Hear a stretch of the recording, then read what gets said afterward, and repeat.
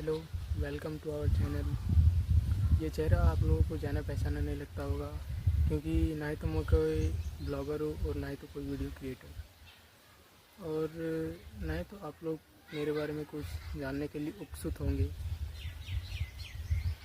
फिर भी मैं बताना चाहता हूँ कि मैं हूँ पीयूष और मैं फुलवरिया का रहने वाला हूँ।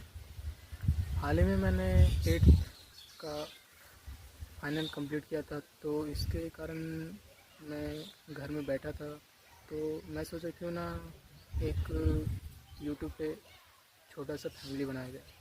तो मैं इसी सोच के कारण मैं आज ही से वीडियो बनाना स्टार्ट किया है।